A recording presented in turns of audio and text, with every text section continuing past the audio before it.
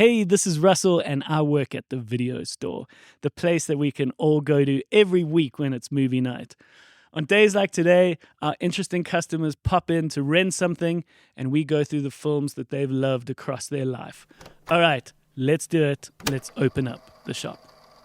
Did you see that thing yesterday on the TV? It was ready, interesting!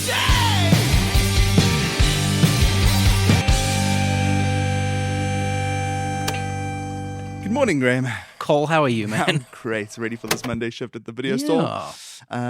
We're here for anyone that doesn't know without our usual host, Yes. manager, Russell. Yep. Because Russell is at home with the baby. Yeah. Russell's becoming a dad. Right. For those of you that haven't heard, which is stunning news. Incredible. Baby's a week old. Wow. Week old in a couple days, I guess. Jeez, like. We haven't met her yet, No. but we're very excited to have a new member of the video store. Yes. A child that's going to be growing up with lots of movies and music, I Right. trust. Yeah. Which is very exciting. Imagine Incredible. your dad's a cinema owner. That's not fair. Yeah, right. It's really cool. Wild. How have you been? All right, dude. Yeah. Busy. Yeah, busy, dude. I don't know why January always has to kick off with such a bang. Yes. Because I work as well in the advertising world. Everyone's just, I guess they've got their work commissioned for Q1, you know?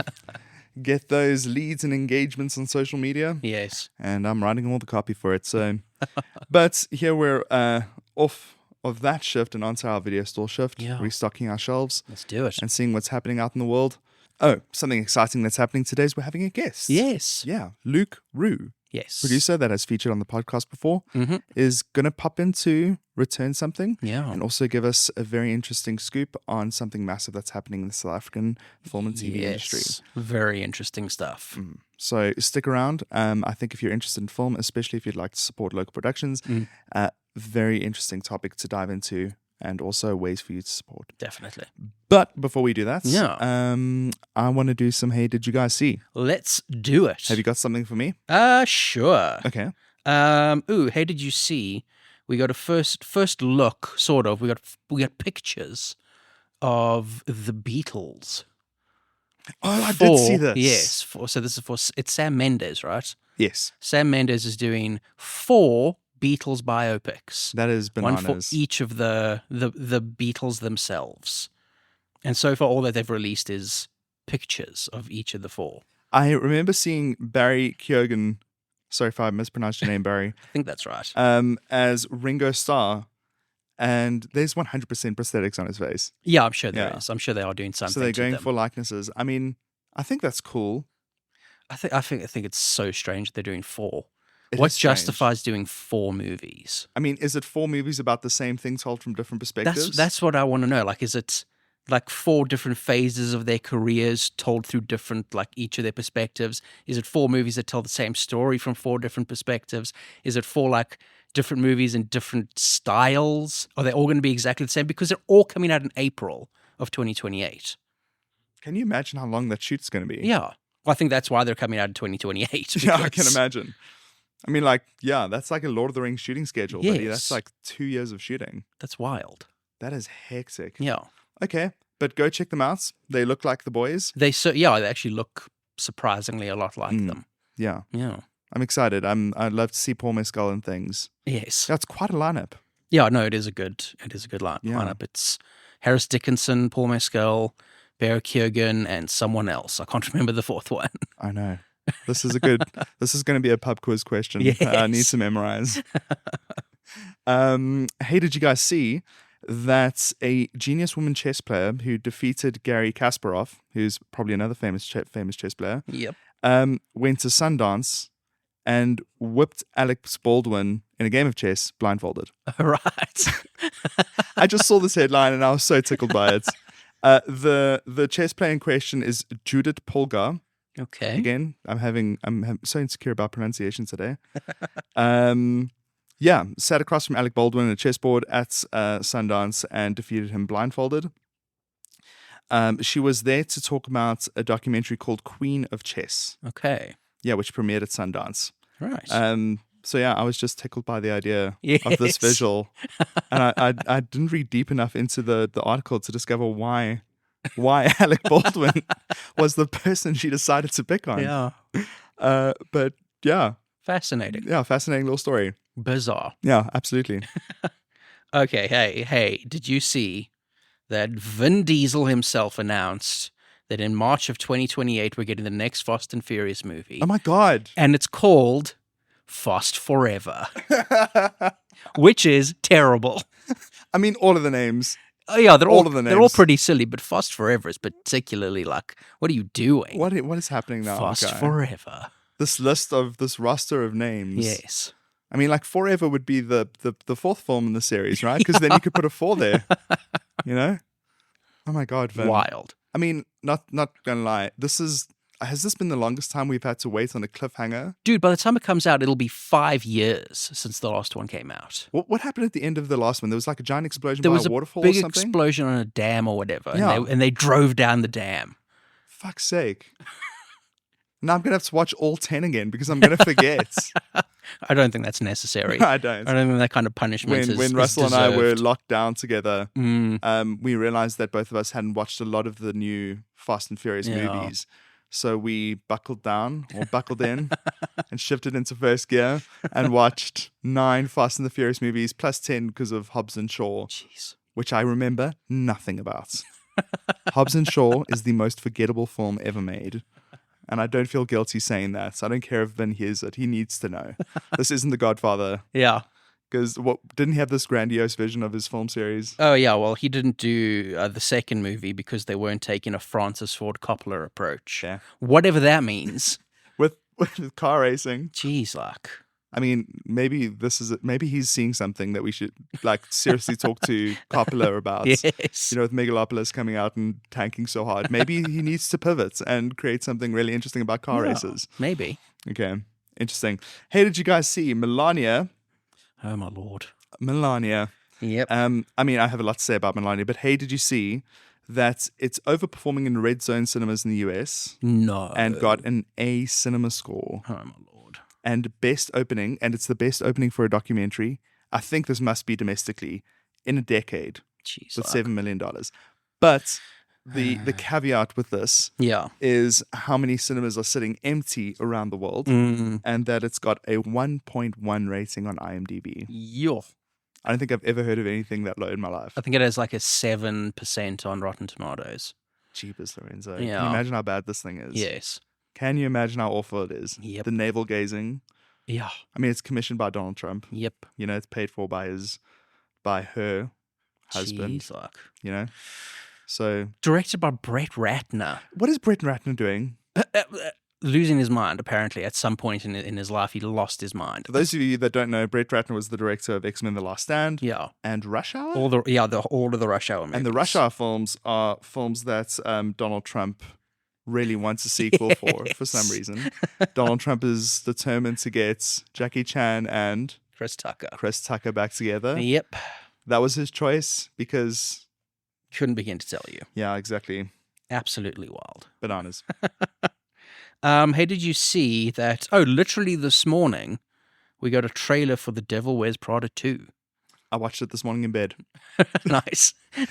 What did you think about it? Oh, I don't have a lot of opinions on it. I remember nothing about the first one. Okay. Yeah. So, It's iconic. It's a gay iconic movie. yeah, definitely.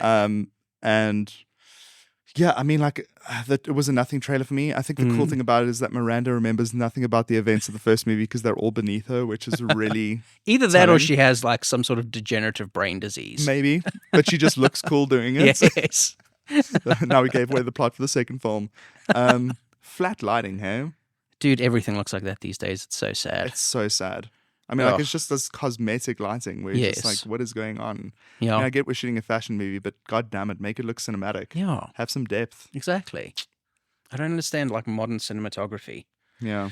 It's so strange. Hey, did you guys see Catherine O'Hara passed away this weekend? Yeah. That sucks. Which is terrible. Yeah, I think most people our generation will probably know her as the mom from Home Alone. Absolutely. That's yeah. where I think most of us know her Yeah. from. And most modern audiences will know her as the mom from Schitt's Creek. Oh, right. Yeah. And she's in the studio as well. Yeah, she was in the studio. She was Yeah. brilliant in the studio. Yeah, she was good in that. Wasn't she like the studio head? That She retired? was the person who Seth Rogen replaces. She gets fired and Seth Okay. Rogen replaces And she was her. very involved in the end, but when they were trying to find that guy that was in the fountain, and Yes. that had too much of the brownies, I guess. Yes. But yeah, a lot of messages. I actually brought some of them with, Nice. so that we could read some of the words that were shared. So they were going to do a press junket for Apple as a streaming service. Like Okay. everyone was going to talk about the new shows and everything. They were scheduled to participate in a streamer-wide press day, and the whole of the studio panel didn't show up in honor of Catherine Right. O'Hara. So Eugene Levy, who played Moria's husband, Johnny Rose on Schitt's Creek, said, "Words seem inadequate to express the loss I feel today. I had the honor of knowing and working with the great Catherine O'Hara for over 50 years. Yo. From our beginnings on Second City Stage to SCTV, to the movies we did with Chris Guest, to our glorious 6 years on Schitt's Creek. I cherished our working relationship, most of all, our friendship." I don't know if you know anything about, I think it's Second City. Okay. Second City was where like Chris Farley started started his career. Okay. It was actually in Chris Farley's documentary that I heard about it for the first time. Right. And Eugene Levy and Catherine O'Hara were part of this troupe of comedic actors Right. that all started together. Dan Levy, who's the son of Eugene Levy, plays Moria's son David Rose on Schitt's Creek, said, "What a gift to have gotten to dance in the warm glow of Catherine O'Hara's brilliance for all those years. Having spent over 50 years collaborating with my dad, Catherine was extended family member before she ever played my family. It's hard to imagine a world without her in it." Yeah. Lovely words. Mm. And yeah, an amazingly infectious, charismatic, funny Yeah. actor. Definitely. Yeah. Okay. Okay, my internet's not working, so I can't look at the exact details about this. But hey, did you see that Steven Spielberg is now one of the EGOT recipients? Damn. Crazy, dude. Yeah. That means that he's won an Emmy, Grammy, Oscar, and a Tony And Award. a Tony Award. He's won all 4 of those. Yes. I which can is pull it up nuts. quickly if you want. Thank you. Mine's not working for some reason. I did just Google this and now it's disappeared, which is incredibly annoying. Yeah, so he won a Grammy for music by John Williams. Yes, it's a documentary that's on Disney Plus. Okay, so we can all go watch that. I can't believe I haven't watched that. It's like, I also can't believe you haven't watched what that. the fuck? I love John Williams. I'm so obsessed with him. But yeah, Steven Spielberg is one of 20 artists to date Okay. that have won an EGOT. Right. Yeah, including Jennifer Hudson. What did he win a Tony for? Billy Elliot, I'm guessing. Okay, was he involved in that? Hang on a second, you might have to also delete this out so I don't look like a total fucking idiot. He won a Tony Award for A Strange Loop. Which is what? I have no idea. Okay, good. Yeah, sorry. We'll find the Wikipedia page and put it in the description for people to investigate Yeah, there further you if go. they want. But 2 Oscars for what? Come on, you know? I know. Do you know? 2 Oscars for Schindler's List and Saving Private Ryan for Well Best Director. Yeah. And then Grammy for this. Mm-hmm. Tony, what were the other ones? Emmy. Tony was, Emmy Award. I mean, Emmy Award would sure, have been like, some he of the would have- same stuff. Yeah, exactly. Schindler's List and Go whatnot. Stephen, he is exceptional. Right. You know, He's been doing it for such a long time. he has. And he's got a new movie coming out this year. Yes, he does. Yeah, very exciting. Yeah. What is it called? Disclosure Day. Which is written by Steven Spielberg. Oh, really? Yes. Okay, cool. And which is interesting because I think not the first, but like one of the scripts he wrote, the few scripts he wrote in his career was Close Encounters of the Third Kind, which Yeah. was another movie about aliens. Yeah. So, He's in a lot of drafts of his scripts, but not like actual screenwritten, like okay. enough to justify Like, the credits. credit. Yeah. Okay. Yeah. Yeah. Excited for Steven's new movie. Well done, Absolutely. Steven. Always we send excited you for Steven. our obsessive love. Because Fablemans was what, 2022? So it's been a while since he's done anything. Oh my god, I need to watch that film again. Mm, God, same. watch the Fable ones again if you haven't seen it, guys. Yeah. Okay, is that it? Yeah, that's all I've got. That's all I've got as well. All right. So we actually have a return. Oh, nice. Gad's friend Dan has got a return for us. So let's listen to what he has to say. Nice. So I just finished watching Rental Family and I'm feeling a lot at the moment. I haven't felt like this after a film in a long time. I mean, it's one of those films that you go in and you know it's by a Japanese filmmaker and you think, okay, it's going to be filled with lots of Japanese nuance and Japanese themes and so on, which there is a lot of, but it's also so universal. All the themes and the truths that's in this film, and it kind of shows you that we are more alike than we think worldwide, because I could relate to so many of what the characters are going through. And I mean, the film is an hour and 50 minutes long, and you would think a film that long would feel long, and it would be like dialogue heavy and very chatty. But what struck me about this film was it was in the quiet moments that it really hit you. It's yeah, it's fascinating.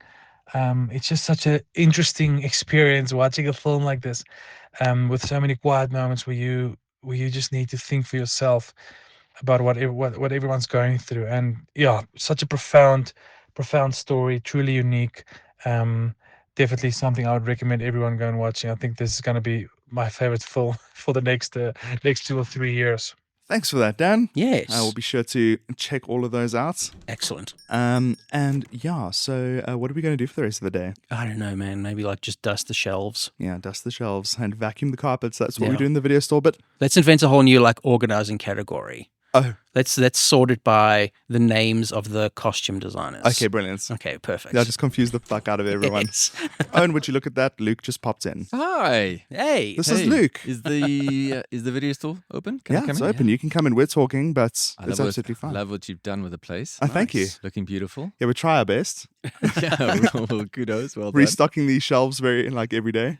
So, welcome to the video store again. Thank you so much for having me. I Yes. was here, shucks, not a year ago Right. when we had the release of our film Lucky Fish. Yes. And yeah, happy to be back and chat about all things SA film and TV. Yeah, Nice. it's interesting. I mean, well, how did Lucky Fish go? How have things been since then? Yeah, we had a great release in Durban. We were the opening night film for the Durban Film Festival. Yes. Which was like the honor of a lifetime. I'm very happy that happened, Nice. especially to be able to play it in front of that crowd where we made it. Mm. The theatrical release was a short run because we had a window after, we had to time the thing perfectly. It was a deal with Amazon, so we asked them to push it out, their release, and they gave us kind of a small month window. So we had a small theatrical run and then went on to Amazon. So yeah, it's there now if anyone wants to watch it on Amazon Prime in Sub-Saharan Africa. Okay, brilliant. We'll link that in the description like we Yes. always do. Yeah. Let you know where you can watch the things we talk about. Thank you. So please go Port South African Film listeners Yeah. and go watch Lucky Fish. That's it. Yeah. That sounds stunning. And since, what have you been up to? Well, we just finished a film for Netflix, which I don't know if I can talk too much about it, but we're actually delivering it now, literally Damn. this week. And yeah, it was fun. It's an Afrikaans rom-com, and shucks, it's an idea we've had for a very long time. My wife and I and my brother directed it, and yeah, it's a fun romp. We shot it in my backyard in London, pretty much. Roll out of bed and shot the whole thing in London. Nice. Yeah, I mean, I'll love to come back and chat about that when we release. Absolutely, I you think will. that'll be 100%. more like halfway through this year, somewhere there. Cool. Oh, that's stunning. Mm-hmm. What's it like working with your brother and your wife? Yeah, it's great. I mean, it can be a challenge, Working with family is a double-edged sword. Mm. I love working with my wife. We learned very quickly that actually being in the same office is not the best for us. So we try to earmark specific times, put it in the calendar and go to a coffee shop and think of ideas. But we were brainstorming a number of ideas. And then I've worked with my brother for the last 20 odd years. Right, he directed Lucky Fish, right? Yeah, he did. And he's directed a bunch. Semi Sutter was a follow-up to the film Semi Soet, an Afrikaans film, came out in 2012, which did gangbusters at the theatrical release. Nice. And Semi Sutter was a Netflix follow-up to that, so he did both of those. And then he did Lucky Fish, and he did this one we just are still working on. And he did a lot of TV and we did a series called Inconceivable for Hamnet. Maybe we started shooting it 2 weeks before COVID hit. Oh, god damn it, wow. dude. Which actually was a perfect timing What? because MultiChoice grew a conscience, right? So we were rolling, we were in production, everyone's under contract, and they like all of a sudden, like, the savior on the white horse come and say, okay, we'll pay everyone's salary. So we had to shut down for 2 months. Everyone got an extra 2-month bonus. It was fantastic. Oh, brilliant. Yeah, it was actually the perfect timing because if we hadn't have actually begun work, they would not have paid us. Okay. Yeah, so that was good. but a total mess trying to figure out how to shoot with masks and fogging and all the crazy fear mongering that went along with that. Yeah. No, globally, like hearing all those production stories where Yes. it sounds absolutely nuts. I mean, at the time. kind of nice because with the guys who could afford it, like Netflix, they would put everyone in a bubble. So, like, okay, horrible to be away from your family, but a little bit kind of fun as well. Exactly. So, literally, guys bubbled in a hotel in Randburg, you know, Oh, wow. like 500 meters away from their house, and they couldn't touch or speak or, you know, meet their family. It's just And so you're going weird. camping with the crew. That sounds kind of cool. Pretty much. A lot of shenanigans. I remember, going yeah, on there. absolutely. I remember our student film shoots. Having an absolute blast on set would be amazing to Yeah. like settle down with the crew for 2 weeks. It would have been nuts Yes. at that age. That's so cool. Yeah. So I think the topic of discussion today that I'm curious about to ask you about is what's happening in South Africa in the film and TV industry at the moment. Because there have been headlines circulating about strikes and government funding, and it just seems like it's worth bringing in an expert to talk about this. So we're happy to have you here to help us, guide us through this process. And Thank you. I wouldn't label myself as an expert, but I'm at the forefront of what's going on. Sure. Yeah, look, let's put some context out there. I think Absolutely. just looking at the broadcast space over the last, say, 12 to 24 months, it's been really tricky, especially when it started with Amazon pulling out of Africa, right? So Right. in Jan 2025, Amazon announced that their original plans in Africa were being scrapped. Somebody in LA said, hey, why are we spending so much money here? Let's move it to the quote-unquote developing nation of the Benelux countries, if you can believe that. So there was a lot in the pipeline, a lot of development work, a lot of contracts promised, a lot of promises that they backtracked on, you know. In fact, Lucky Fish was, at one point, they wanted it to be an original Amazon, and we had fought so hard to get the rights away from the rights holders. We said, no, we want it to be a license deal, and thank God we did, because if it had been an original, they would have just been flushed down the toilet. So we got a license signed in November 24, and they pulled out in Jan 25. Jeez. So, yeah, that we're still feeling the repercussions of that, you know. Shucks, actually, I think it was a year before that. I think they pulled out in Jan 24. So that's a problem. SABC are still struggling as ever. We hope there's going to be some good news on the horizon with the announcement coming on the 6th of February, I believe, from the communications minister about a new finance model for the SABC. We all know if anybody has paid their TV license, I think it's down to like 85% people skip that, don't pay their TV license. You know, MultiChoice has just been going through this harrowing, long process of closing the deal with Canal+. Canal+ have bought MultiChoice, this French company, and that has really put a hold on a lot of any new original work, especially license deals. So, you know, we're hoping that that's going to restart and there'll be an injection. I wouldn't call it a fire hydrant worth of new projects and cash flowing through, but it has caused a slowdown. Then on the Netflix side of things, it's great that Netflix are celebrating their 10th year in South Africa. In fact, I just went to a Netflix mix last week, and they were, you know, excited about that. But ultimately, they can do maybe 10 to 12 kind of original things a year. That's not sustainable for an industry. Right. Their license model is also a bit tricky because they have these very strict guidelines about what kind of content they're willing to license, because their money comes from an Africa pot, and whatever they spend on has to be strictly local for local. So if you've got a project that you're trying to make with some international angle to it, you're trying to make a seat that not only South Africans can sit in, they're not interested in that. So that's interesting. Right. It's really tricky. And then ETV also experienced a contraction last year as well. They're still doing well. And there are some changes coming in there. You know, their plans for, you know, ETV and all the broadcasters have kind of embraced this telenovela concept of like massive amounts of episodes, 150, 200 episode orders.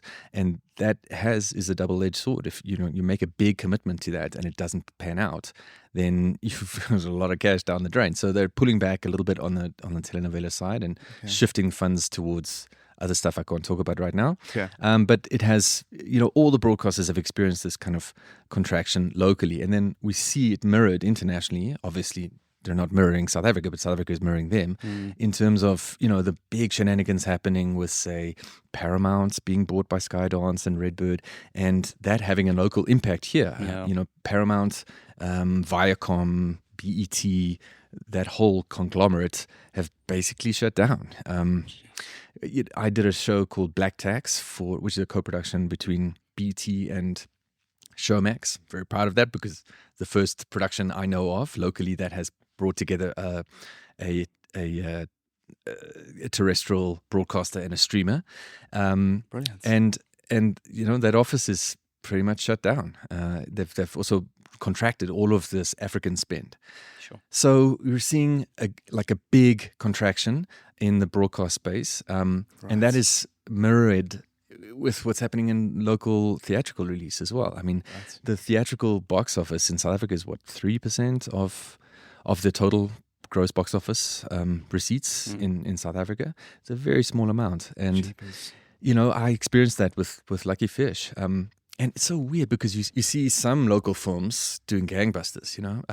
About a year ago, maybe a year and a half ago, there was a local release called Die Quicksilvers, which was a Afrikaans Cakenet original production, which they released theatrically. And I think you had Gabby and Jordi on to talk about that. Great film, and for a very specific audience, the older Afrikaans audience. And that did well, 2.8, almost 3 million at the local box office. And then we have May Fok Manlies that comes out about a year after that and blows the lights out, right? And so that's 6.5 million local box office. That's very good. I mean, compared to pre-COVID rates, it's not comparable, but for locally, it's great. Right.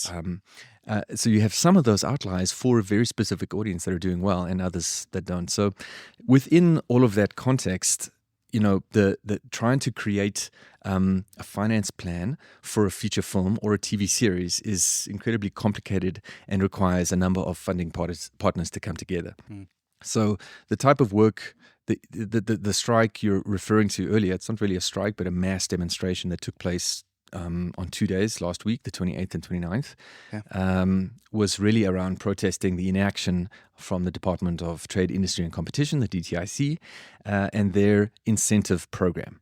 So, so film industries around the world, film and TV industries around the world have recognized the benefit of the film and TV industry as a multiplier, as an employer of youth, as very low bar to enter.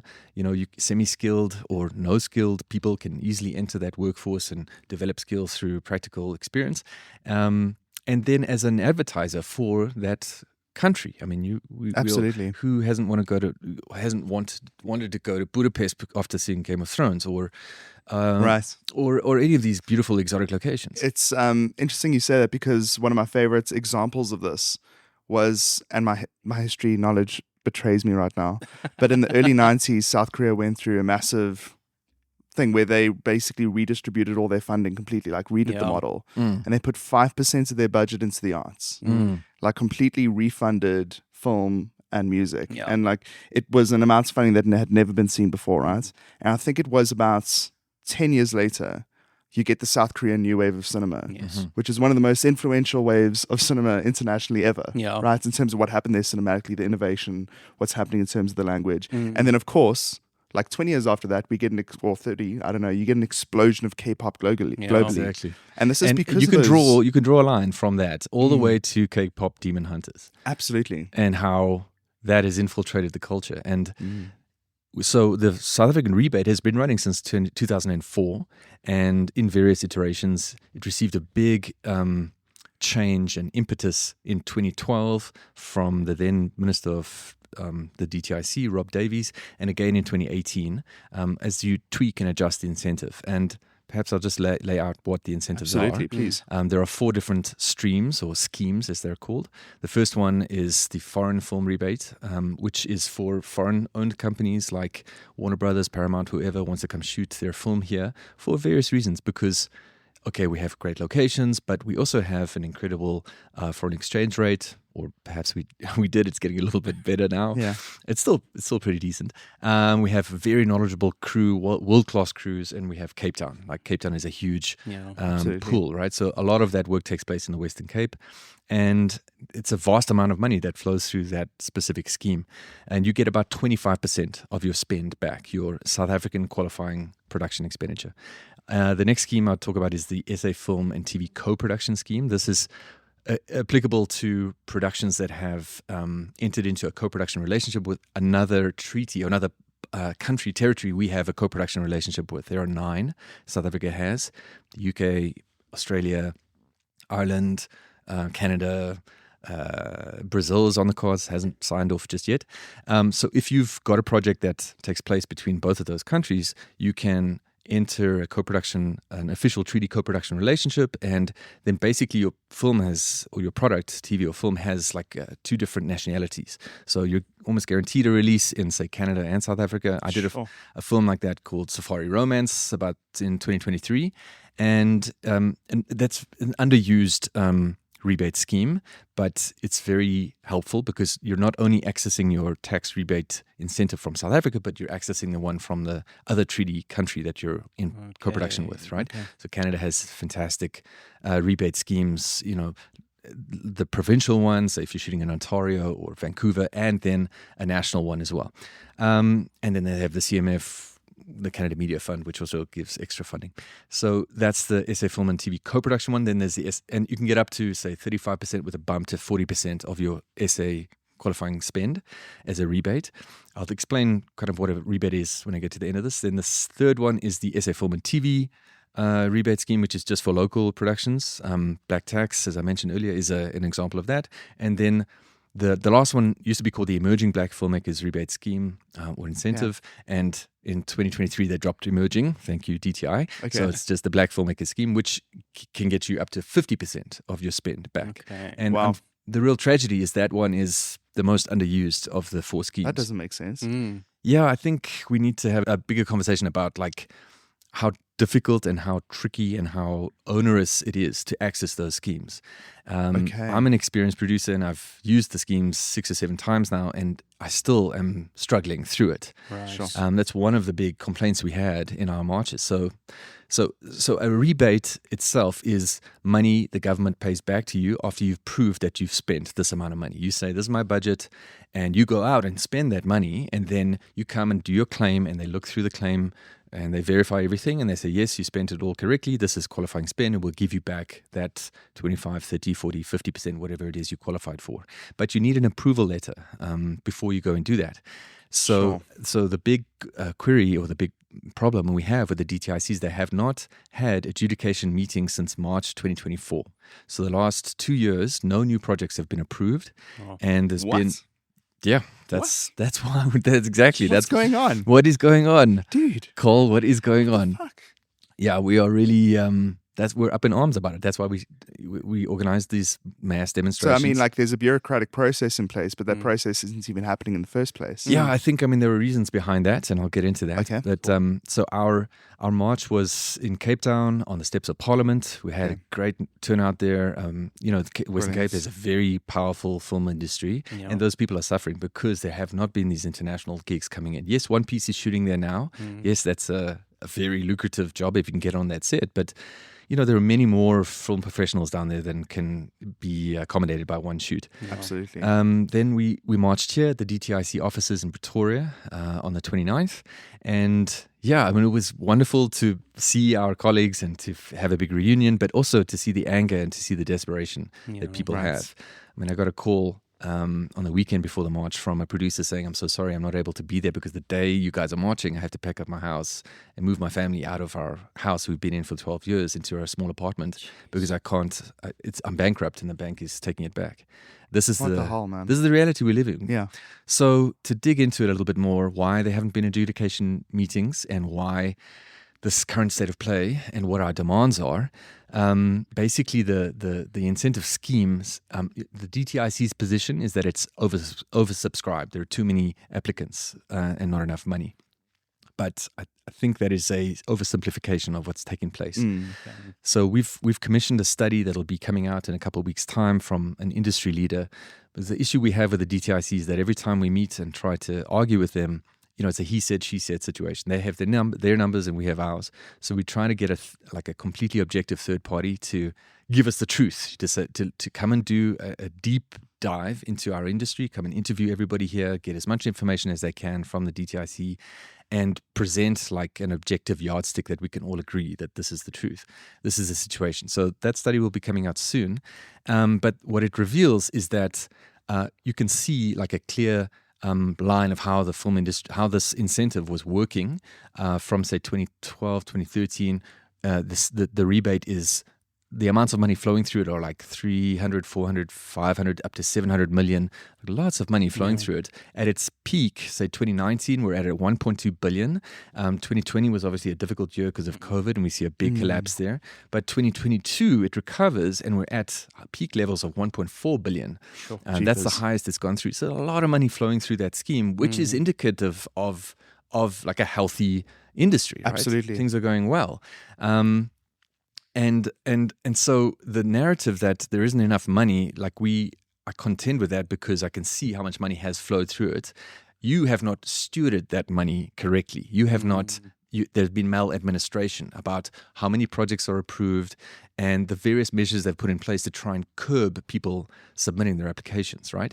So in 2023, the DTIC announced a change to the guidelines. These guidelines are the rules kind of of engagement.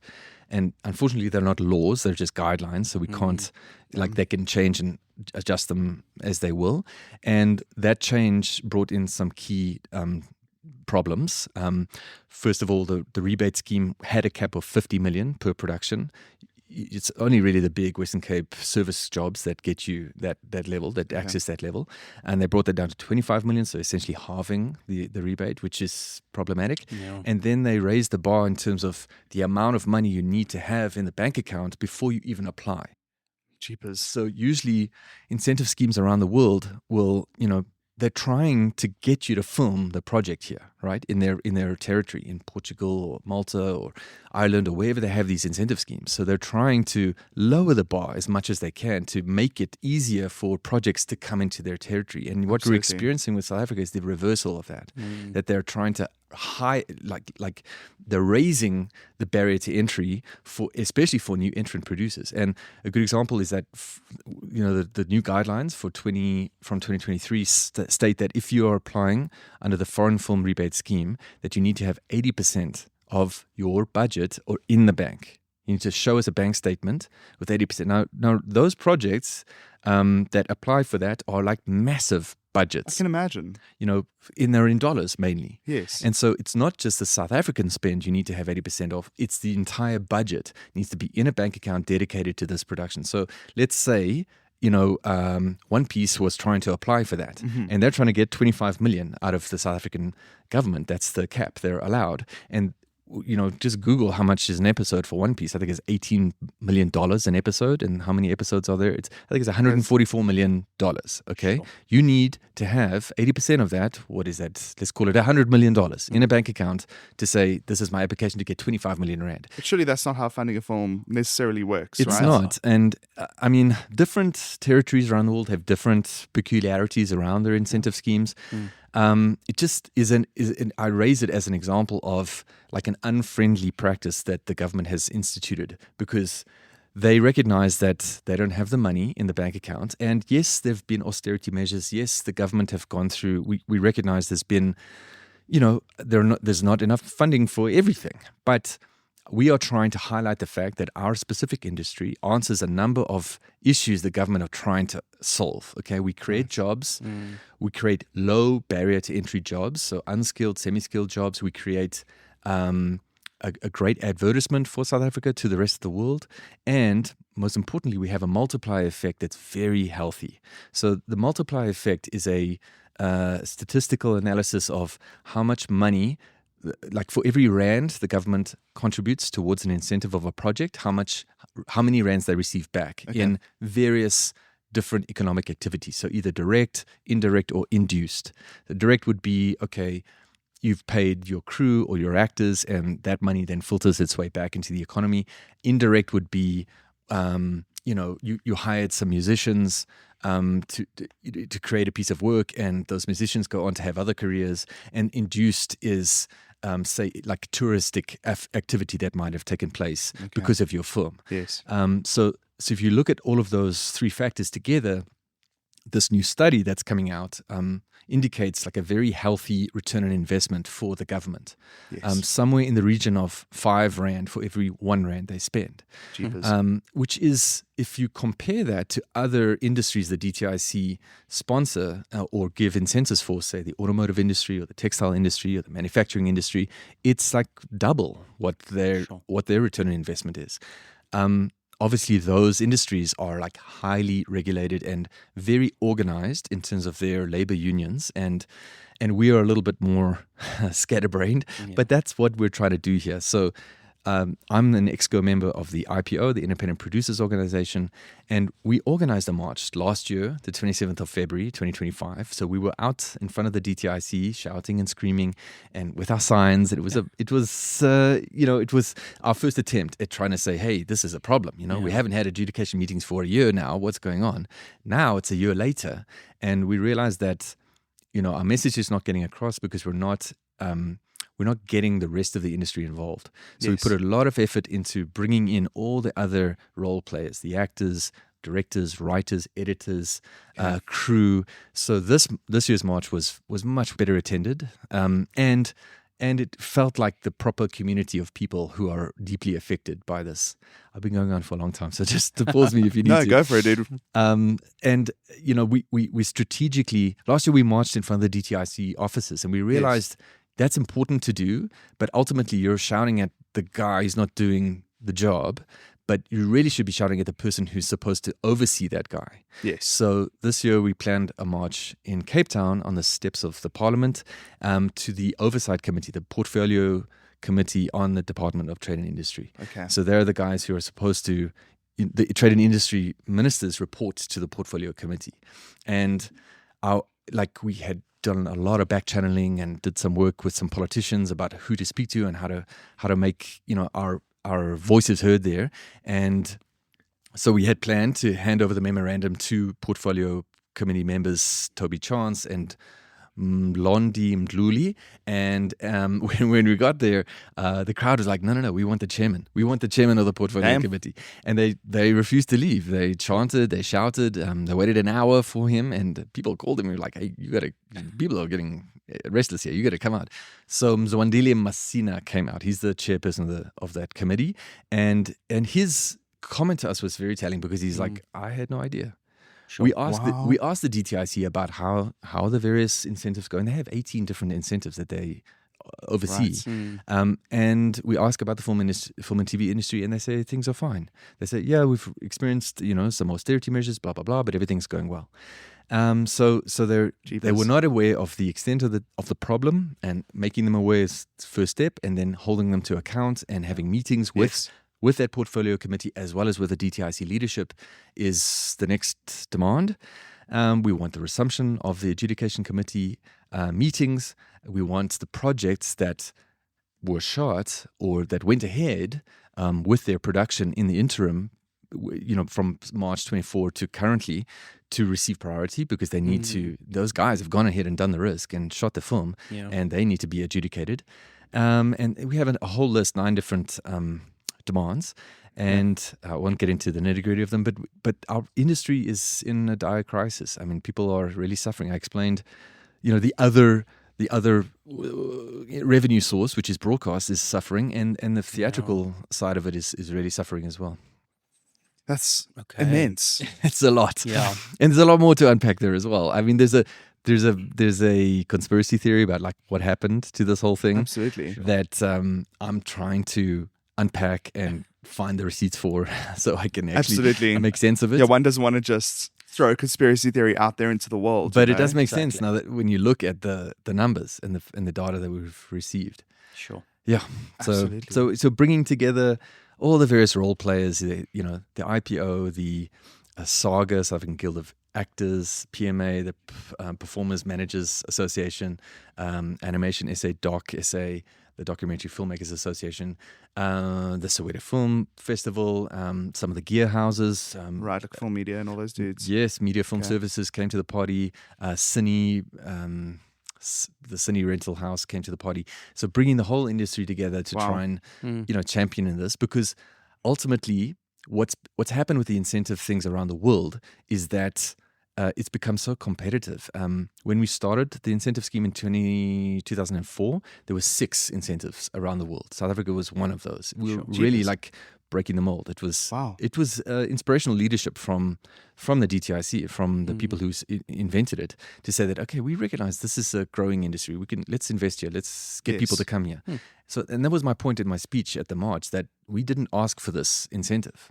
The government asked us to build an industry. Yeah. And that's what we've done. Absolutely. And we've gone out there, we've shot films, we've become well known. This is a beautiful destination. Producers love coming here and shooting their stuff here. So in 2004 there were 6. Now there are somewhere in the region of 120 and 140 different incentive schemes around the world. So that's Portugal, that's Malta, that's Hungary, that's all over the world. Different governments recognize the value of bringing their film production here. Massive amounts of money, very short bursts of it, and not it's not like opening a mine which will take you 10 years to develop and then only you start to see the return. It's immediate, Right. And if you don't have an incentive, then it becomes whatever your incentive would have been more expensive to shoot at your production. Absolutely. So not having an incentive in South Africa is 25% at least more expensive to come shoot here. So then us, the producers, need to find ways to like cut our budget to accommodate for that, Right. which is a knock-on effect that we have to pass on to the rest of the industry, and that's unfair to them. So, the DTIC can say, well, filmmakers are crooks and they're just looking for a handout, but we were not the ones asking for this in the beginning. You said, here's an incentive, go build an industry. We did that. Now honor your commitment.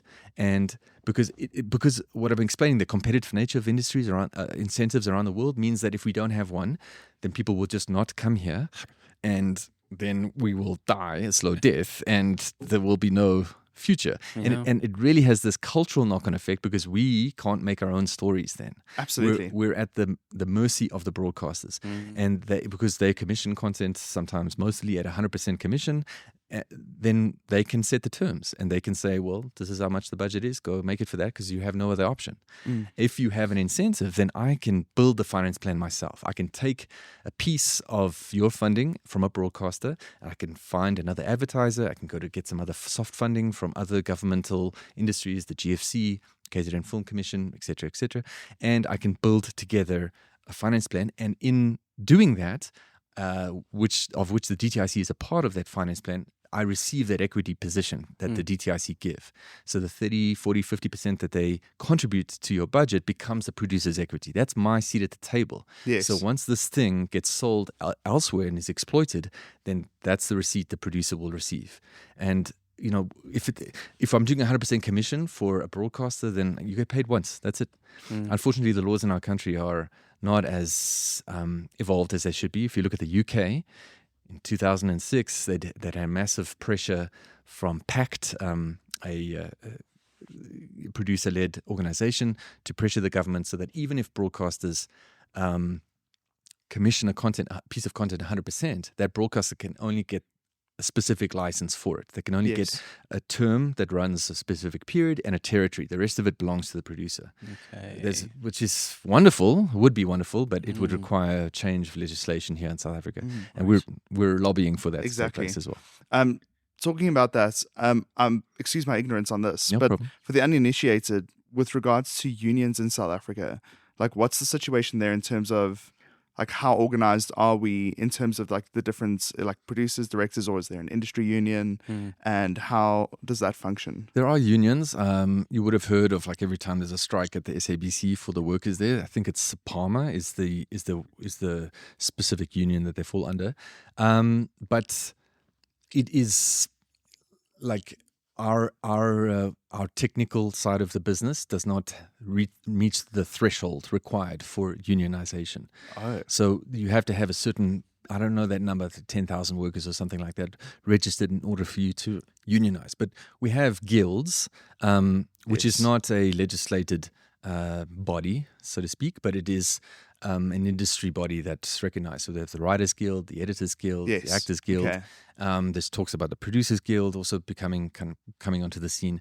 And those are representative bodies. The IPO is an organization, independent producers organization, which represents roughly 70% of working producers in the industry. Not everyone.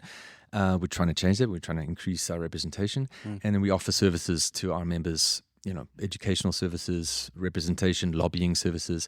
And it's a completely voluntary organization. I've been on the board for the IPO for the last 6 years and haven't received a cent for it. Perhaps some need to get my head read or whatever, but it's not like we're, sitting back. A lot of these unions, it's a paying position. It's a job. It's a career, right? Exactly. We're doing this because we recognize if someone doesn't do it, then we're not going to have an industry for our children. Yeah. I mean, like, that just shows you in terms there explicitly how small the industry really is, right? And how much help it needs, right, to grow. Yeah. And, it also kind of, you have to measure where it starts from. Like, look at the upstream. Where is this first position? Where's the first initiation of a project? And it's almost always with a producer, right? It's the guy, those are the engine rooms of getting something made. Absolutely. And then there is a trickle-down effect all the way along, downstream, with various people being affected and getting paid for their work. But if we don't help the producers get the projects off the ground by securing financing and bringing the partners together, then everybody else is affected downstream. And that downstream takes a while. The life cycle of a commissioned project is, say, 2 to 3 years from successful pitch to money in the bank. It takes a long time. It's not a very wise choice to enter this industry. So now we're 2 years after no project's been approved, and people are really feeling the pinch because that's how long it's taken for the projects that were approved to kind of come to an end, and now nobody has any work. People are sitting around waiting. So, and it's not an unsolvable problem. It's really, it's not. There are talks underway about how to, what is the best way to rethink or reimagine the incentive scheme. There are 3 main different schemes around the world, or mechanisms that different territories use.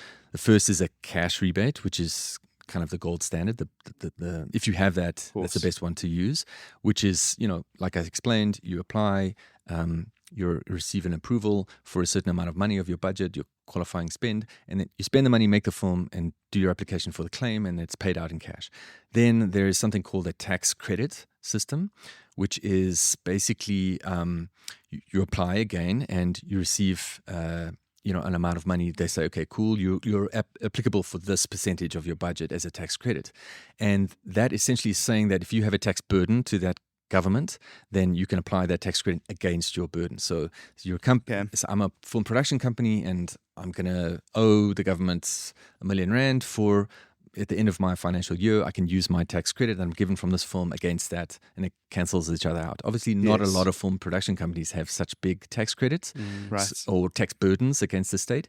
So a transferable tax credit means that you can essentially take that tax credit you're given from the government and go to another company, an international company, say, for example, that has a tax burden in South Africa, and sell it to them at a discount. So let's say I get a 10 million rand tax credit for my film, and I go to, say, Coca-Cola International in the USA, and you do business in South Africa all the time. You owe to South Africa hundreds of millions of rands worth of tax. I'll sell this to you at 8 million rand. Give me the 8 million rand up front right now. When I finish my film and I get the tax credit, I'll give it, and you'll have a 10 million rand tax credit. So that's a means of financing your project.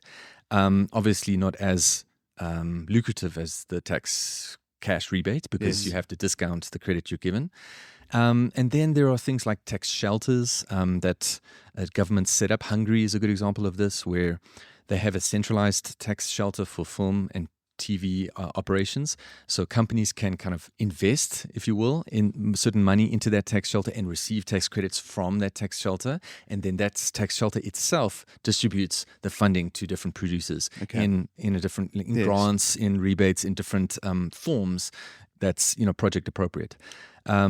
If you look at Australia, they've got a mix of some rebates and some tax credits and some tax shelter Actually, I think Australia doesn't have the tax shelter, but they've got a mix of credits and Yes. rebate, cash rebates.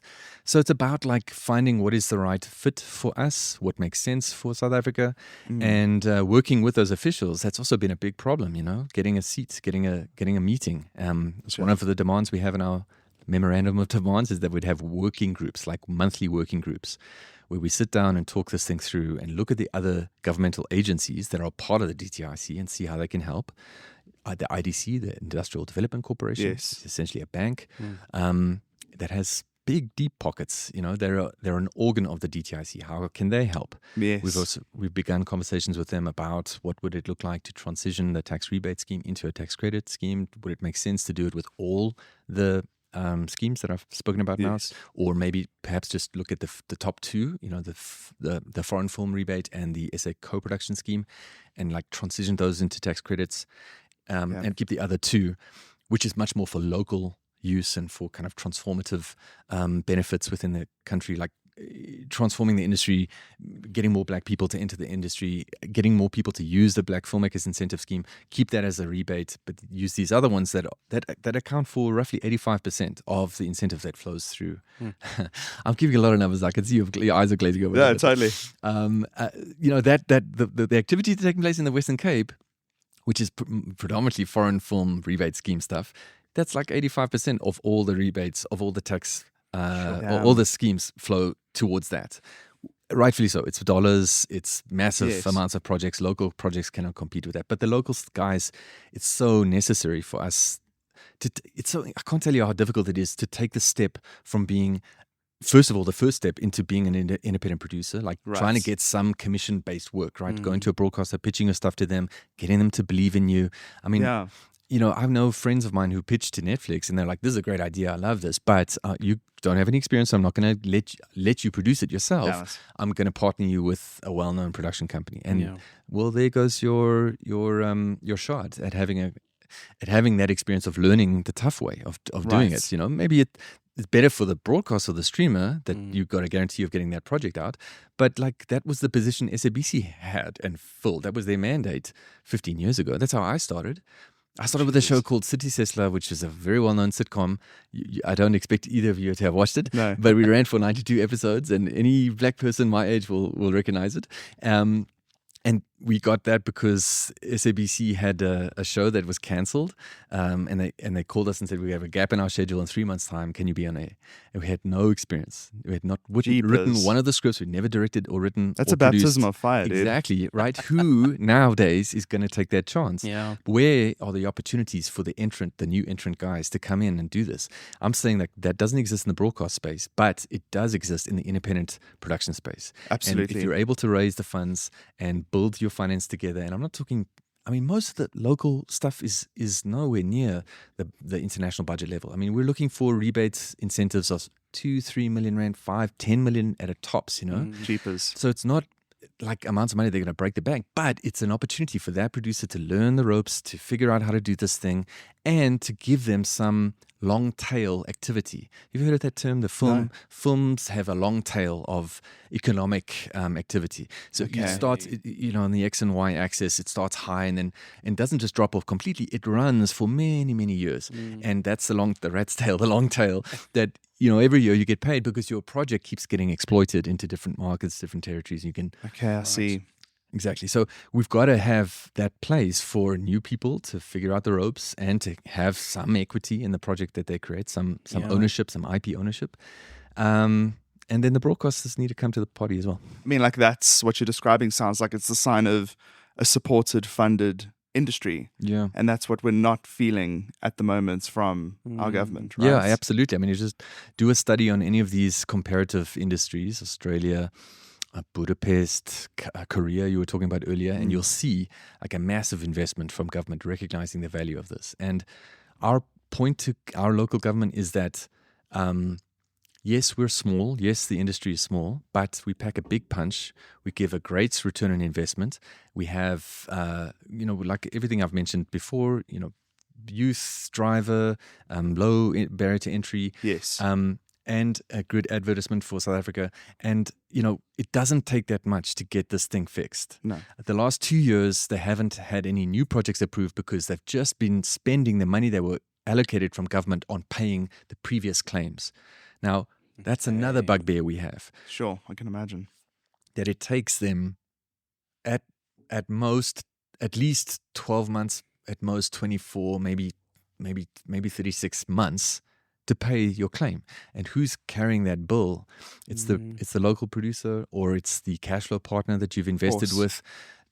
And that's simply a matter of capacity. That film unit has 6 people in it. 6 people to adjudicate the incentive on, for 1 year, 1.4 billion rands flowing through that. Jeepers. And that's only the incentive portion of it. You've got to look at all the production costs that went into 1.4 billion, which is like, 25-30% of the total cost. So we're talking like 3-4 billion rands worth of expenses that 6 people need to work through and look at every receipt. Now they've instituted 100% audit. So every single cent that's spent on a film, you have to have a receipt for it. Completely unrealistic. Absolutely. They've tried to pass the burden of responsibility onto the producers by requiring 100% audits, which is great. Fine, it's cost more money, but we'll take it on. Right. But then they still go through the process of 100% auditing it on their end as well. So it literally takes a year, 2, 3, up to 3 years. I had a project that paid out 3 years later. I've just received a payment now in December from them. Thank God they are paying. That took 2 years to get paid out of the DTIC. It doesn't work. Yeah, it doesn't work. And so we need capacitated department. We need 30 people in that department, not 6. Absolutely. We need highly motivated people in that department. It's depressing to work in there because all you receive day in, day out is complaints from producers saying, "Where's my money? What's going on? Why haven't you done your work?" So they're not motivated. They're not equipped. And then, most importantly, you'll laugh at this, but it's still completely paper-based. When you submit a claim, you have to drive Send to a file. Pretoria and hand in your Like your claim you go to file. Jetline, you print your binder with Yep. Jeepers, Lorenzo. Yeah. That is insane. That's wild. So, I mean, in That is nuts. September 2023, they promised that there would be a digital portal that you could submit claims and monitor the claims progress, submit applications, etc., etc. We've seen no new steps in that regard. And so we're demanding, this is not rocket science, guys. no. It's not. I mean, in the the year of user- our Lord 2026, we can Yes. have a digitized system. Yeah. So that's how these are the steps we need to take and the things we need to move forward. But it really does require political will. It requires like strong, powerful politicians who understand the problem and to come alongside you and say, okay, I'm going to try and push this up the hill with you. And we've received some. And Ali from Bossa was there at the march in Pretoria, and she's great. You remember her from the last local elections? She went viral with her clip after President Ramaphosa's speech. She's a firecracker. She was really great. And then we've received support from the DA, and then there's some people I know from the Freedom Front Plus. Don't judge me, but this is the only people I can get to return my call. Hey, man, they're helping you. Exactly. And they pose questions as parliamentarians to the Minister of Trade and Industry saying, hey, why haven't you done this? What's going on there? And the answers we receive do not answer the question whatsoever. They just, Imagine they dance. yeah, they pass the buck on to COVID. That's such a beautiful, convenient response. Oh, Jeepers. the industry is suffering because of the after effects of COVID, but that's not the truth. And I'm determined to get the truth. That's brilliant. Well, I mean, the encouraging thing about all of this, I think we have an incredible team of people fighting on behalf of the industry. Yeah. So it sounds like you guys know what's going on. You guys know how to hold people accountable. You know what to tell them. Yeah. Well, the next few weeks are going to be really telling. Okay. Our letter of demands was received by both the chair of the Parliamentary Portfolio Committee as well as the DDG, Justice Masinga from the Department of Trade and Industry and Competition, who's directly responsible for our specific industry. Okay. And they've committed to responding to us within 10 days and to setting up working groups. So those two demands were met. We're met already. Okay. And we hope that we're going to, let's hold hands and try and figure this thing out together, because if we don't, I mean, the last march we had, a great success out of that was at least getting them to agree not to close the scheme, because that was on the table. They were like, Oh, wow. look, I think we just need to reset. Let's close it for 5 years and let's pay everybody out what they're owed, and somebody else, there'll be another government by then and someone else will be able to figure it out. Jeepers. And we're like, if you do that, then it's a death nail. Yeah, absolutely. Already we're seeing big production companies relocate to other territories. Triggerfish, Triggerfish Yeah. Animation, Yeah. they have offices in Cape Town, but they are domiciled in Ireland because of the rebate scheme in Ireland, which is reliable and Jeepers, I and didn't know steady that. and very positive, right? I mean, Stuart, who runs Triggerfish, we're on a call with him and the deputy minister of the DTIC, Zuko Limpy, and he's saying, I wish I could be in Cape Town. Who wants to be in Ireland? When you could be in Cape Town, I just can't do it because you guys are unreliable. And we've tried, we've done projects through you, and animation, it just takes forever. And you need reliability, you need funding. I mean, the animation and the documentary film streams do not even have a rebate scheme. If you're doing a project for animation, it's not applicable for rebate. And that's going such on? a pity because here we see David, right? That came out. Yes. That the majority of the animation took place in Cape Town. Yeah. Imagine if that project was applicable. How many more millions it could have brought into the country. So yeah, we need help. We need to get people together, get into a room, figure this thing out.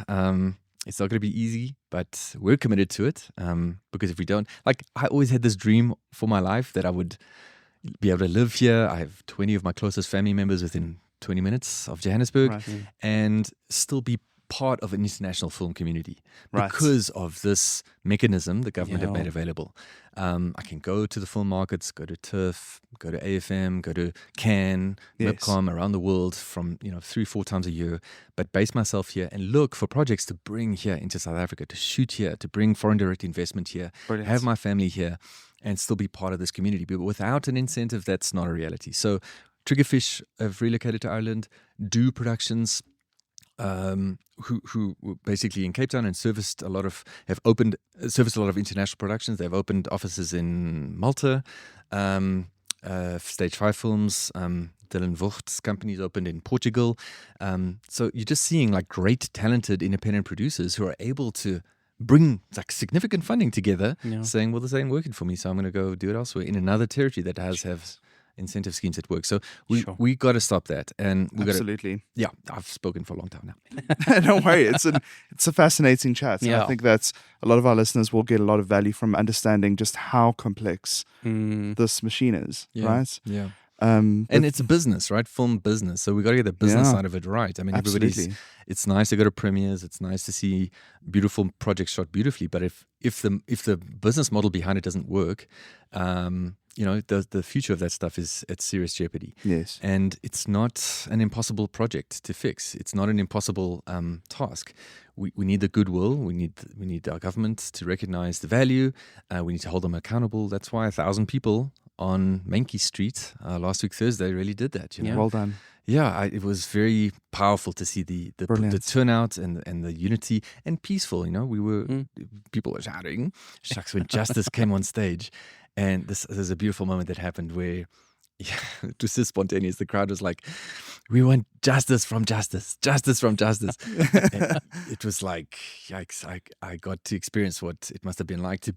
A little bit of what kind of student protest movement in the 80s must have felt like, Yes, exactly. So yeah, That's brilliant. Thank you for fighting the fight for us. Yeah. Yeah. it's a Is pleasure. there any way for people to support or show up? Absolutely. We have a Back a Buddy campaign and we have a change.org campaign. And Brilliant. we've seen great.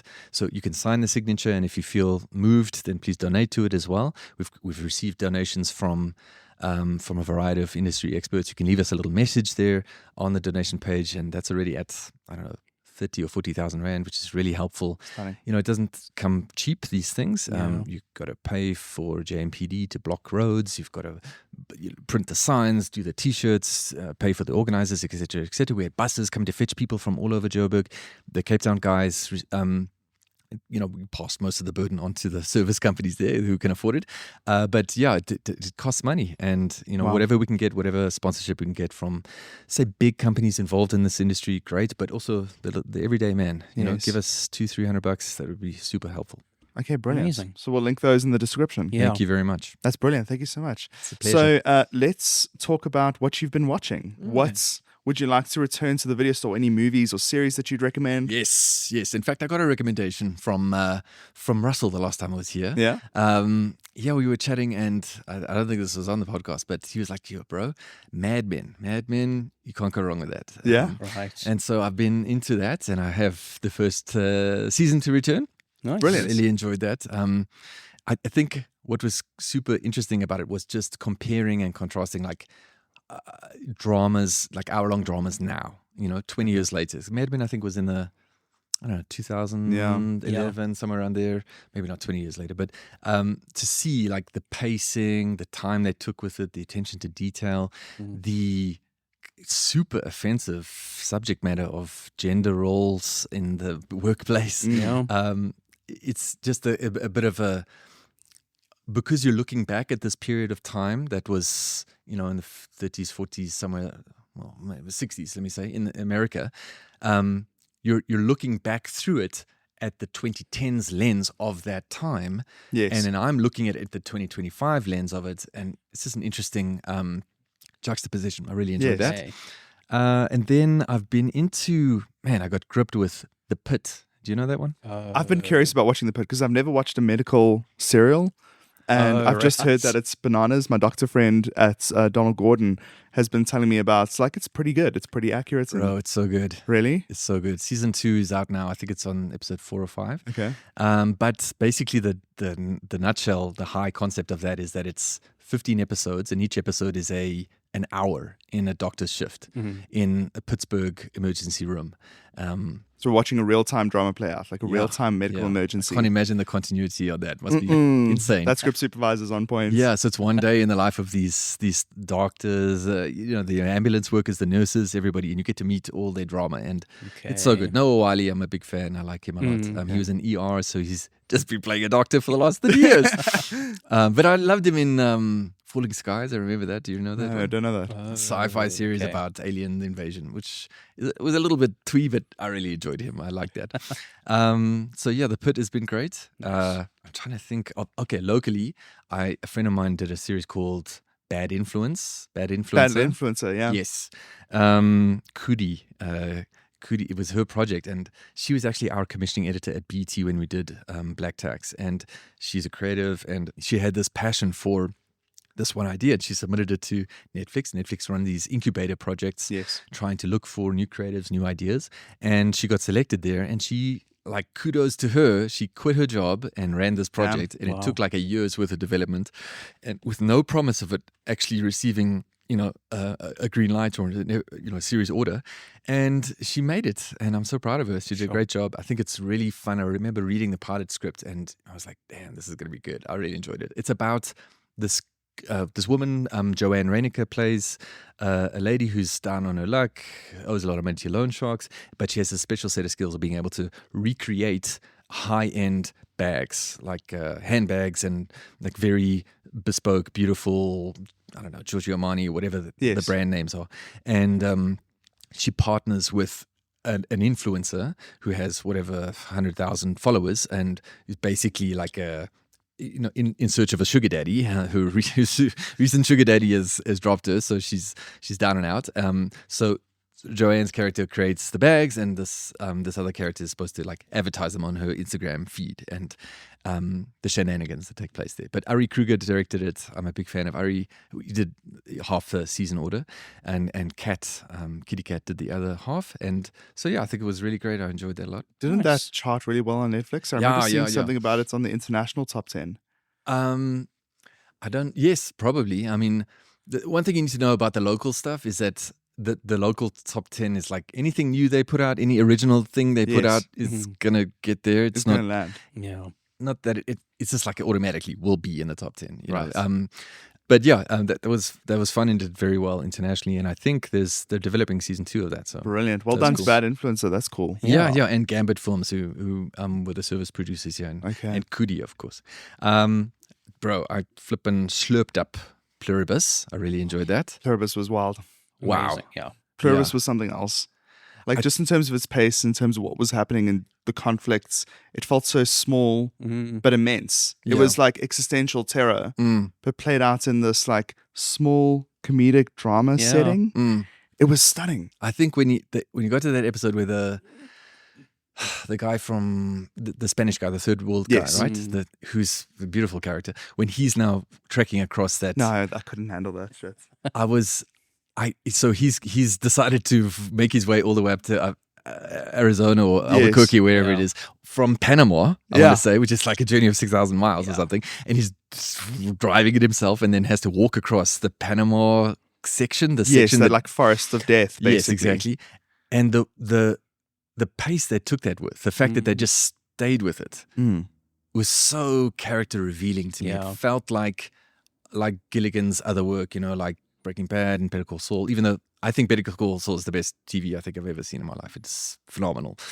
For the one reason that, I'm now jumping a little bit, but for the one reason that, like, where the character's going. Yes. I've never seen that before. Right. You know where Saul is going to end up. Absolutely. You start 10 years prior and you learn how he's going to get there. So I've never been in that position of like, I know he's going to go there, but I hate the fact that he's making those choices. Yes. Right. Anyway, so Pluribus was powerful, and I'm glad that season 2 is coming. I'm really a big fan of that lead actress, Rhea Seehorn, I want to say. Yeah. She was great. I mean, a hard character to play, not unlikable character to play. Yes. Very difficult. I think it turned off for a lot of people. I've spoken to a few people, and they're like, nah, she's too unlikable. And then Rental Family. Rental Family was A banger. yeah, really. As subtle. Russell's favorite word to describe a movie like that is a gooey movie. Yeah, It's yeah. our genre word for a movie that just makes you feel the feels. Yes, absolutely. And it was human. It was absolutely small and stunning. And at the same time, I love films that are able to unpack like a big social problem Right. on a very human level. Mm. Like that is a huge issue dealt with in Asia, Yeah. like the loneliness. Yes.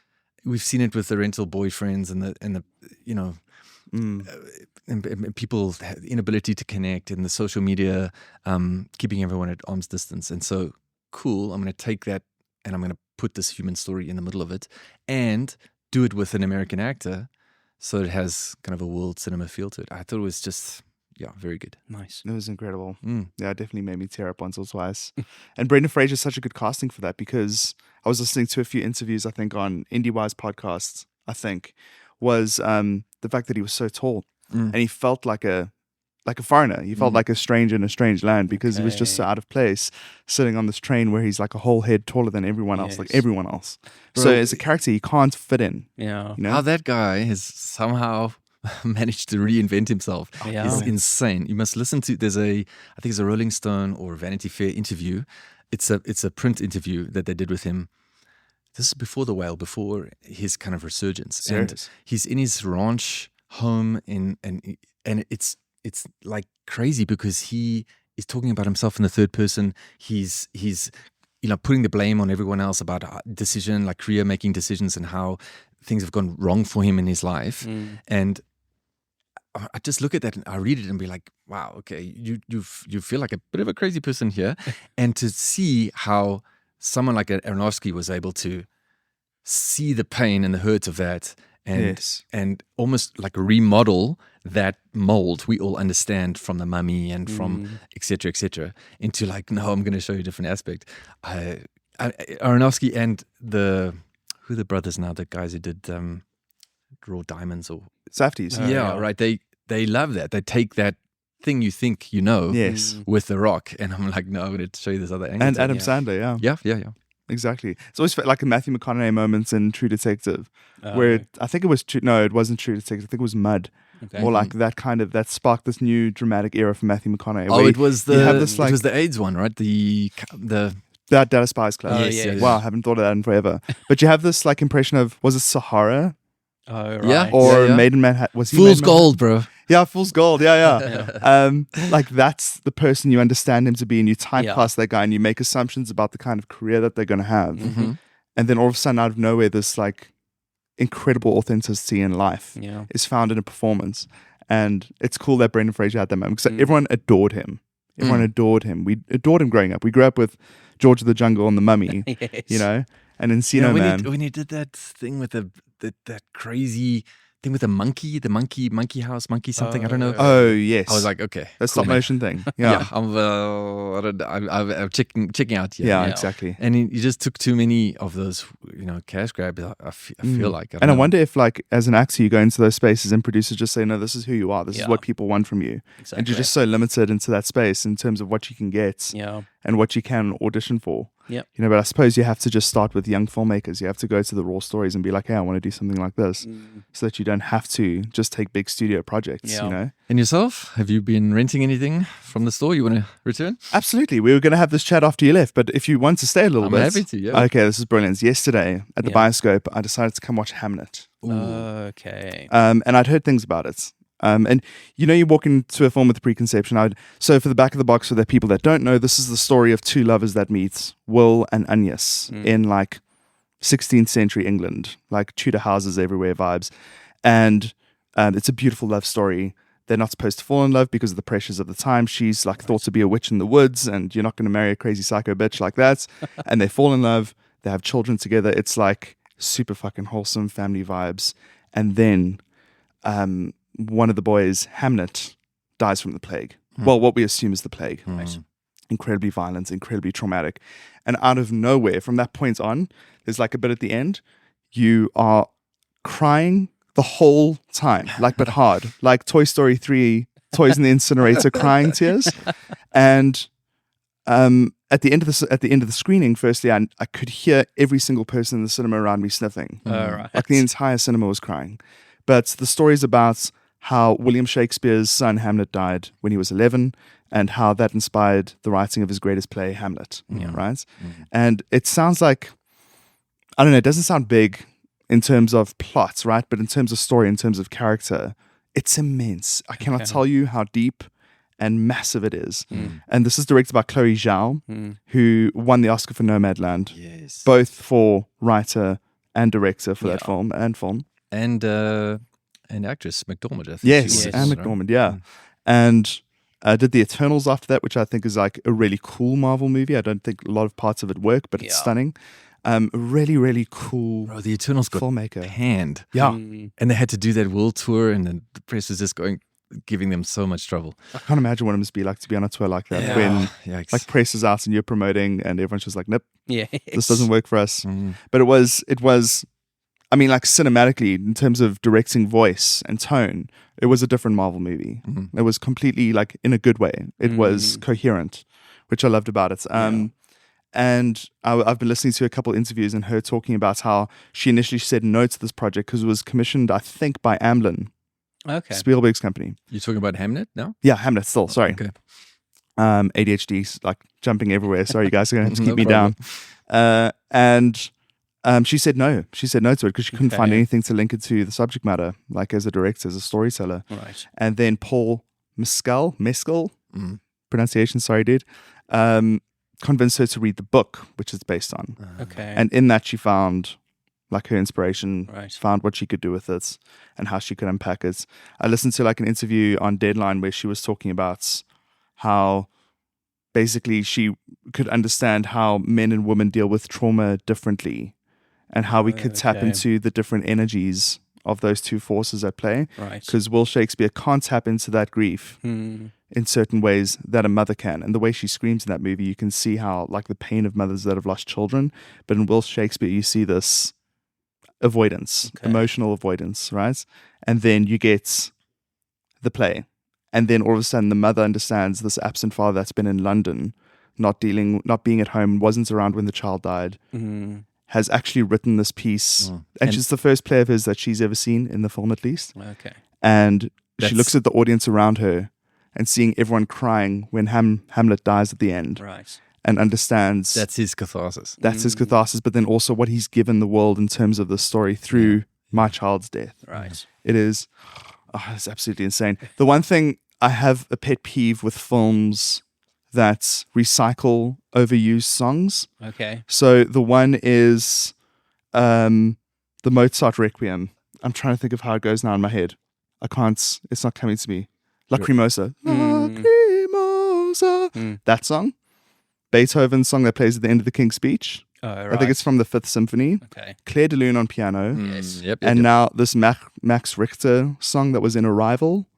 And I can't remember what other film it was in. Okay. It was in Arrival, and it plays at the end of this. Right. It's called On a Sunny something. I can't remember the name. We'll Okay. link it in the You're going down description. a deep cinematic rabbit hole there, my Absolutely, friend. dude. But like, oh my God, stop using overplayed songs when you don't know. I mean, like, I understand the appeal of using a track that works. Yes.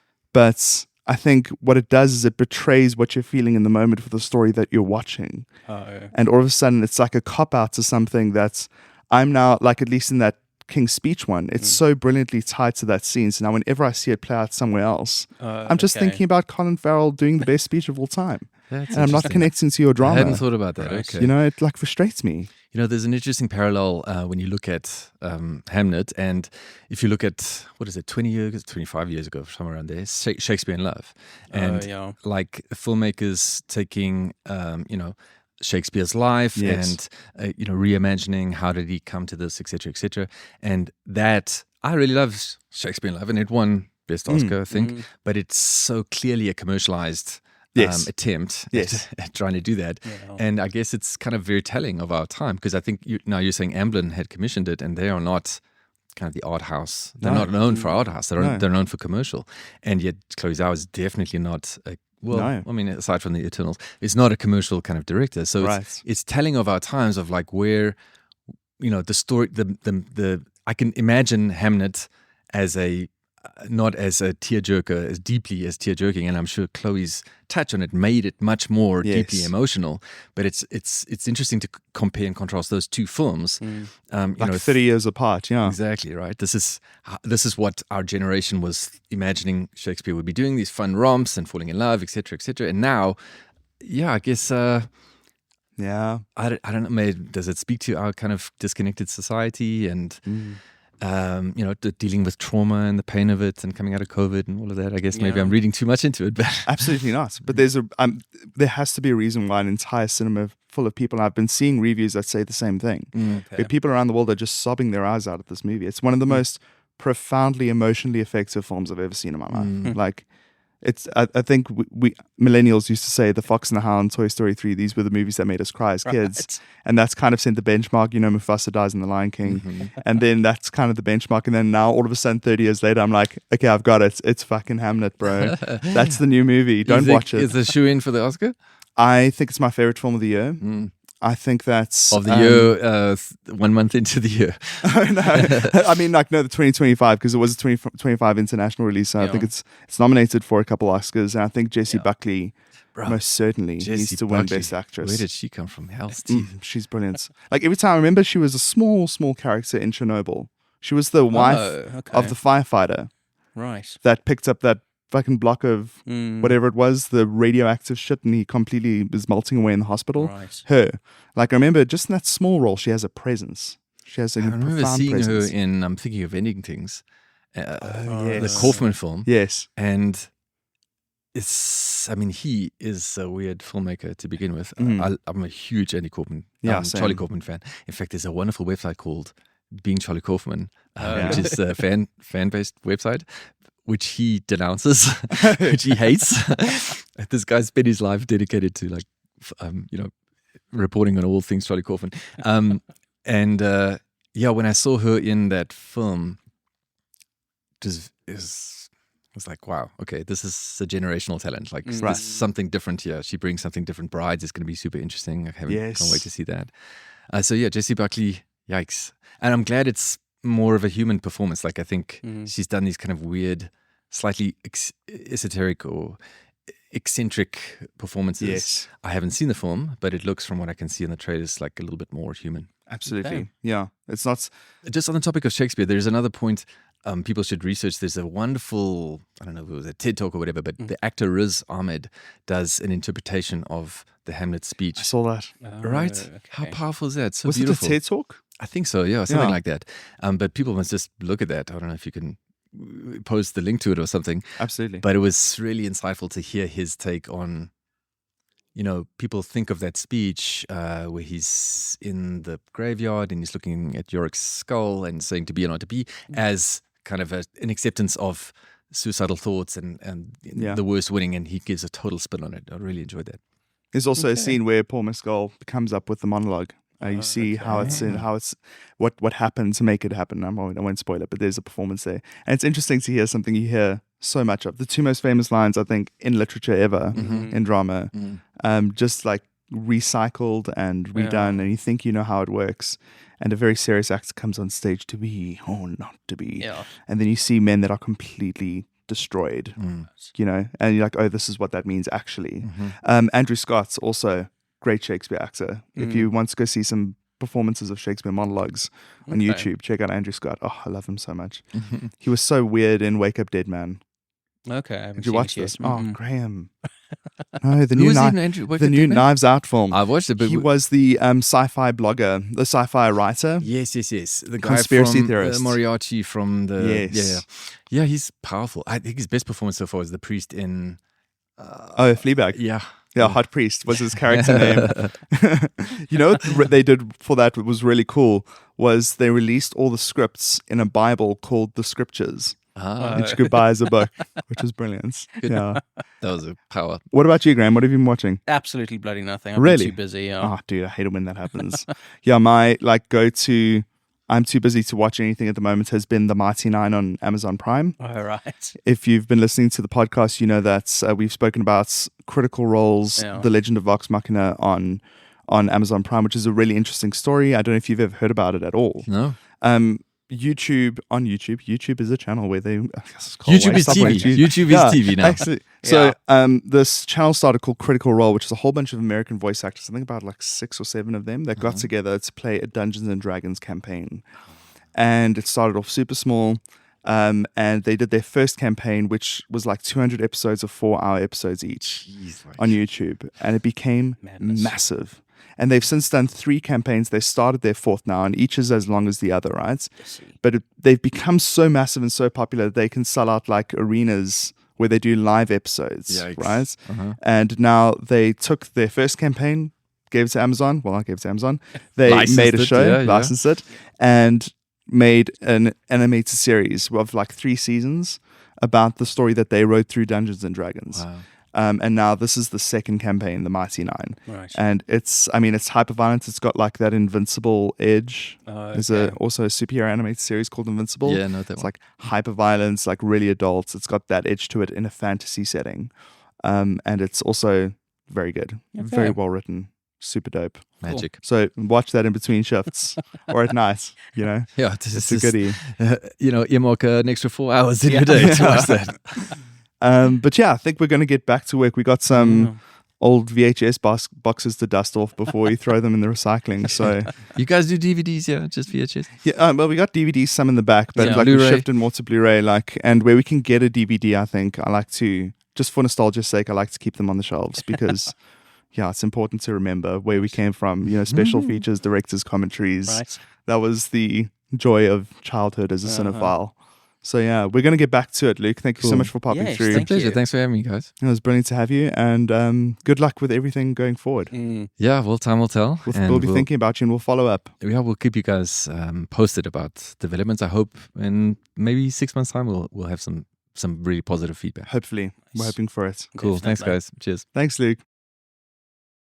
That was an absolutely brilliant chat. Yeah. Like super in depth. A lot there, man. I mean, I learned a lot about how this industry works that I didn't know Yes, before. I should have definitely. learned that in film school. yeah, you'd think. Like, why didn't they teach us that? What the fuck after? But anyways, Oh, man. I think that's it for today. Yeah, I think so. Oh, actually, I'm going to mention this as well. This is another Hey Did You See Oh. right at the end. Since you mentioned Mad Men, Yeah? did you see what happened with the 4K restoration of that? No? So they did a 4K restoration of that and they put that on HBO Max. But a bunch of the visual effect shots were like unchanged. They didn't have the effects in them and they still had all the, like, for instance, there's this shot that's been going around of a dude like throwing up. But you've got like, you can still see like the mechanism and the guy standing behind him, like operating it. Oh my God. For when the stuff, so like, So they only upscaled Like raw footage or Yeah, I think like something happened on like their timeline where they would have had like the base cut that was in 4K, and then you'd have like other layers that had your visual effect shots on them, and those were just like not there for whatever reason. oh my god, that is It's like super interesting. that is a career defining fuck up to whoever that editor was that was exporting that timeline. Yeah. That is awful. I'd Or love to see whoever those like screenshots. uploaded the wrong version. There's video, yeah, you can go and find videos of it and people like looking at it, but it's super interesting as a way of seeing like, oh, this is how they do that. Oh wow. You know? Okay, cool. So a nice little behind the scenes fun little Easter egg. Exactly. For anyone interested in filmmaking, go watch the 4K restoration of Mad Men. There you go. Apparently. Funny as hell. Right. And then also John Hamm, I don't know if it's from Mad Men, Mm. but have you seen that meme that's been going around with John Hamm in a club dancing? Oh, yeah. Yeah. It's like people use it as a Stitch reel, Okay, like that vibe okay. when your cat like gets scratched behind the ears, and then the cat like turns its head and it like crossfades into John Hamm in the club like dancing. That's really funny. Good stuff, man. But yeah, Amazing. thanks for popping into the video store today. Definitely. Thank you. I have no idea how to plug this. I've never listened to Russell saying it at the end. If you want to check out more, go to our socials. Yeah, go to thevideostore.co.za. Mm. That is where you'll find links to all the episodes. You'll also find links to all of our other social media. You can just get it all there in one exactly. spot. I mean, if you want to come to the video store, we are based at the Bioscope. Yes, come watch movies. Come watch Hamnet. Come watch Hamnet, dude. Bring fucking tissues. Like I don't have a handbag with tissues in them, Yes. and I regret it because I cried a lot in that movie. So Okay. yeah, I need to make a plan to see it as well. yeah, it's hectic, Nice. but lovely. All right, guys, Thank you very much. let's say goodbye. Bye-bye. Bye.